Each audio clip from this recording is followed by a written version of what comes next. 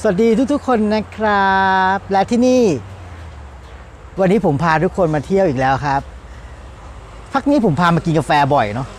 ต้องบอกว่าร้านกาแฟในจังหวัดจันทบุรีนะแม่งมีเยอะจริงๆคือโอ้โหไปไม่หวัดไม่ไหวไปให้หมดจริงๆเยอะมากเยอะจริงๆเยอะชิบหายและนี่ก็คือร้านหนึ่งในความเยอะชิบหายที่ผมเล่าให้ฟังเราไปดูติดตามกันนะครับกับเที่ยวแถวบ้านร้านกาแฟที่เยอะชิบหายในจังหวัดจันทบุรี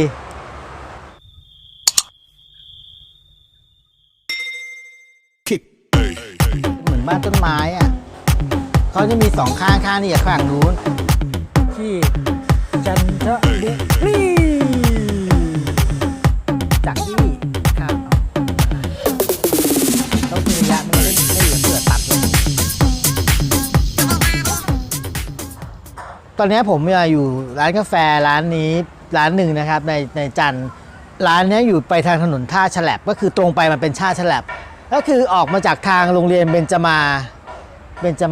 เบญจมาตรงนู้นเบญจมะตรงนี้โอเค ออกมาจากเบญจมะนะครับก็คือแถวขนส่งนั่นแหละที่มีกรมกระทรวงแรงงานมีขนส่งจังหวัดจันทบุรีมีศาลเนี่ยตรงแยกที่เลี้ยวไปศาลเลยศาลจันทร์น่ะนี่แหละร้านนี้ชื่อว่าร้านอินสปาย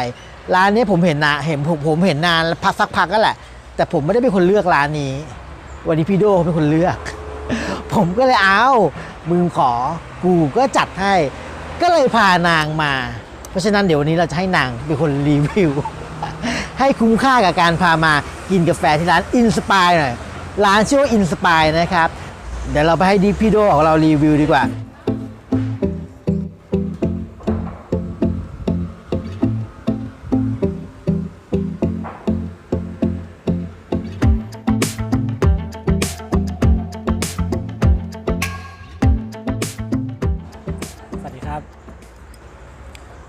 วันนี้มากินกาแฟที่จันทบุรี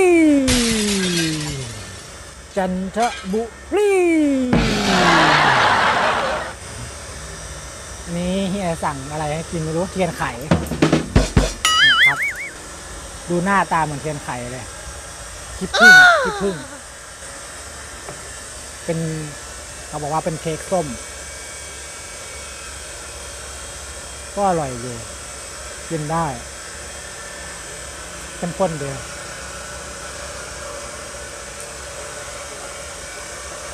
แล้วก็มาลองกินกาแฟดู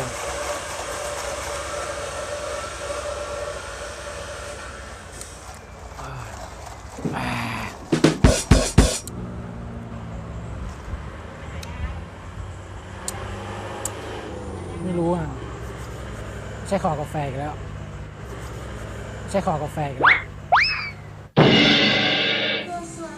บราวน์ชูการ์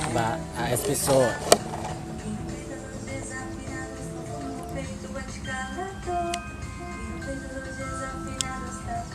ก็ไม่รู้เนาะไม่ใช่คอกาแฟนะ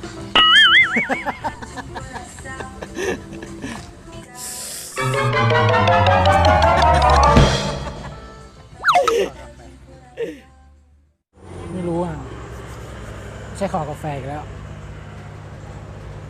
มาลองอันนี้ดีกว่าชาเขียวอะไรนะอ้วนชาเขียวลาเต้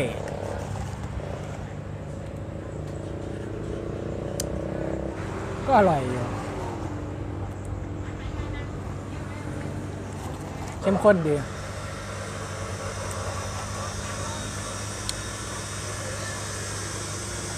ทีนี้ตาผมนะเมื่อกี้พี่โดเขารีวิวไปแล้วเพราะว่าเขาเป็นคนเลือกร้านนี้ทีนี้ผมบ้างถ้าแม่งไม่อร่อยนะผมจะด่ามัน ผมจะเริ่มจากชาเขียวลาเต้ก่อนอันนี้คือมันให้ผมสั่งให้นะแต่ดูดิ แม่งกวนจนเข้าเป็นสีเดียวกัน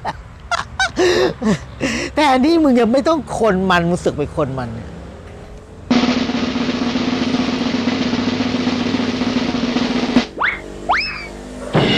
โอเคอันนี้คือรสชาติชาเขียวเลยแต่บอกกันนะว่าชาเขียวลาเต้คือข้างล่างมันเป็นชาเขียวข้างบนมันเป็นกาแฟลาเต้มันถึงแยกเป็นชั้นข้างบนมันเป็นกาแฟพอกวนเข้าด้วยกันมันก็จะเป็นกาแฟกลิ่นชาเขียวนั่นแหละรสชาติก็เบาๆ อันนี้ก็คือรสเค้กส้ม ผมกำลังมองว่ามันหน้าตามันน่าจะเหมือนช็อกบอลมากกว่า เคยกินช็อกบอลไหมไอ้ช็อกโกแลตลูกกลมๆเล็กๆอะช็อกบอลน่ะแต่อันนี้มันเป็นแบบใหญ่แล้วก็รสส้มเดี๋ยวต้องลองกินดูว่าจะเป็นอย่างที่ผมคิดไหมเพราะว่าผมดูพี่โตกินไปแล้วผมดูจากเนื้อแป้งตรงเนี้ยผมดูจากเนื้อแป้งตรงเนี้ยมาคดมาใกล้ๆหน่อยผมดูจากเนื้อแป้งตรงเนี้ยมันเหนียวเนี่ยมันใหญ่ๆเนี่ยมันเหนียวใหญ่ๆมันเหมือนเนื้อแป้งของช็อกบอลน่ะข้างในอ่ะ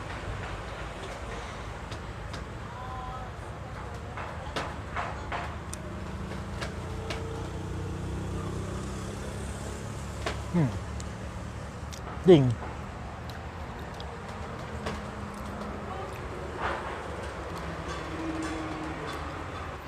ก็ลองมาดูแล้วกันอย่างที่ผมบอกไปทำเลร้านอ่ะมันหาไม่ยากแต่ความโดดเด่นของร้านเนี่ยตอนนี้ที่ผมนั่งอยู่เนี่ยคือชั้น2นะแล้วเดี๋ยวเราลองไปดูรอบๆดูว่าที่นี่เป็นยังไงไป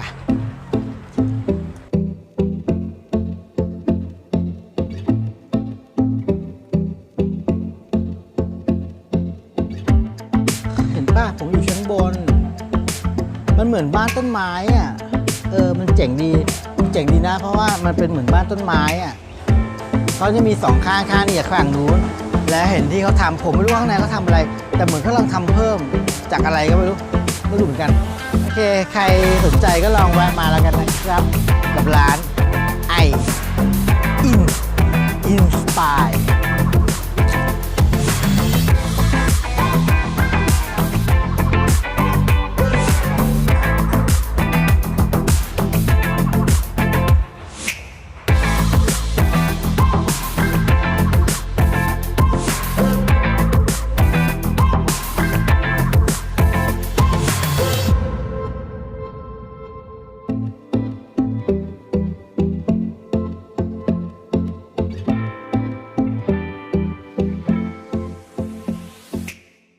ตอนนี้ก็คือย้ายลงมาอยู่ด้านล่างนะครับไม่ต้องตกใจ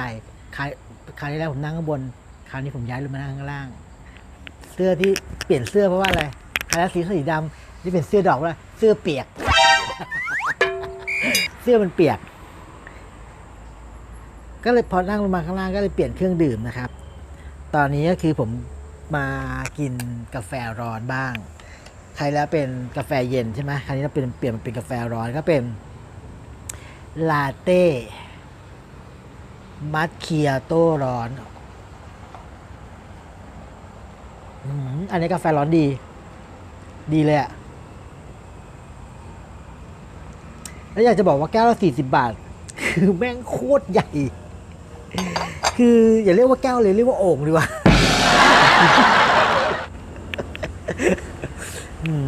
ใหญ่จริงๆรสชาติดีนะครับกาแฟร้อนเนี่ยแล้วก็อันนี้อีกแก้วหนึ่งที่เปลี่ยนมา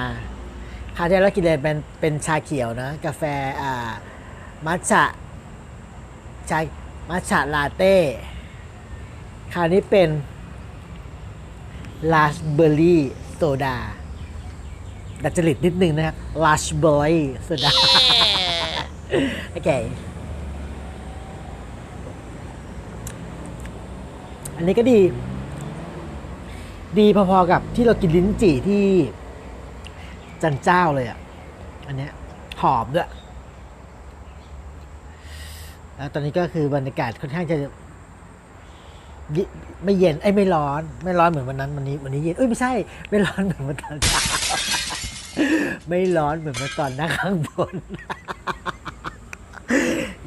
ไม่อยากพูดว่าเดี๋ยวเขาจับได้ว่าเรามา2 วันโอเคไม่โปะเนาะกินกาแฟดีกว่าสบายจากที่คราวที่แล้วเนี่ยที่เราไม่ใช่คราวที่แล้วชอบบอกว่าคราวที่แล้วทุกทีเลยจากที่เมื่อตอนต้นคลิปเราบอกเรามีความสงสัยและมีความประดับประเดิดกับที่นี่มากๆเพราะว่าอะไรเพราะว่าที่แรกเรานั่งข้างบนเราไม่เห็นอะไรเลยเราก็นึกว่าเราก็ไม่ได้สังเกตอะไรไงเราก็ขึ้นนั่งอยู่ข้างบนกินชมนกชมมาจนกระทั่งเราเริ่มเดินลงมาข้างล่างเราก็เริ่มสังเกตว่าเอ๊ะ ทำไมร้านนี้มันแต่งแปลกๆวะก็จะเห็นมีความเป็นกลงมีความเป็นชื่อวลีหรือคำอะไรแปลกๆก็สรุปได้ว่าที่นี่คือร้านกาแฟอินสปายที่เนี่ยเป็นร้านกาแฟของทันตสถานเรือนจำนั่นเองเรือนจำแต่คือผมไม่จำแนกนะว่าอะไรเพราะผมไม่รู้อะนะก็เป็นว่าเป็นร้านของทางเรือนจำแล้วก็น้องๆก็น่ารักเหล่านี้ก็ดูแลแล้วก็ให้การต้อนรับลูกค้าเป็นอย่างดีจริงๆเนี่ยอัธยาศัยดีจริงๆเท่าที่ไปสัมผัสมาเมื่อกี้น่ารักทุกคนแล้วก็อัธยาศัยดีมากๆบรรยากาศดีร่มๆตรงนี้มันร่มรื่นดีอ่ะเดี๋ยวเราพาเข้าไปเดินด้านในดีกว่าไป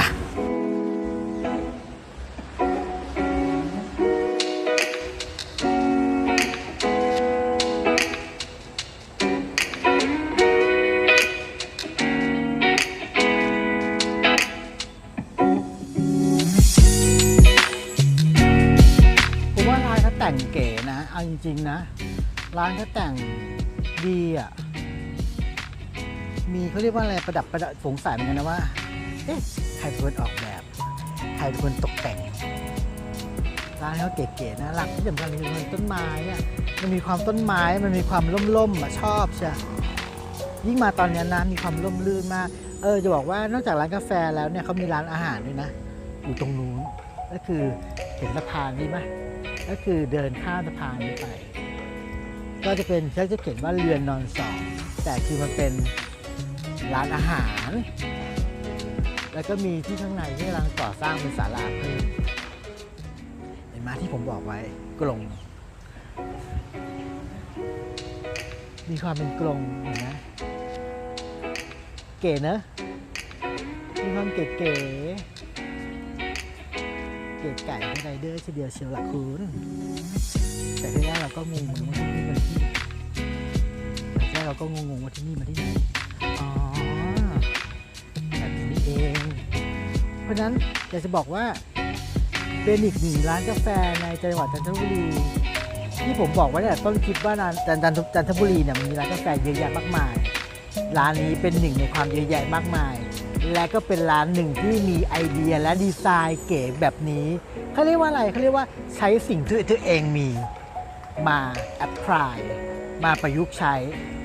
ได้อย่างลงตัวแล้วก็เกิดประโยชน์มากเลยทีเดียวนะครับถ้าใครชอบทานกาแฟและอยากได้บรรยากาศที่ดีแล้วก็ร่มรื่นกับนี่ต้นคลิปผมนั่งข้างบนมันเป็นบ้านต้นไม้เห็นป่ะเห็นไหมมันเป็นบ้านต้นไม้อยู่ชั้น2นั่งมองดูรถติดก็เลิศเพราะฉะนั้นถ้าใครมีโอกาสก็ลองแวะมานะครับที่สถานที่ก็คือบอกไปแล้วตั้งแต่ต้นนะก็ไปย้อนดูเองก็เอาเป็นว่าใครว่างมีโอกาสก็ลองแวะเข้ามานะครับร้านชื่อว่า Inspire หรือ by เรือนจันทร์นะครับแล้วเขาจะมี Facebook ไว้ด้วยเดี๋ยวผมแท็กไว้ให้ด้านล่างโอเควันนี้ไปดีกว่าเพราะต้อง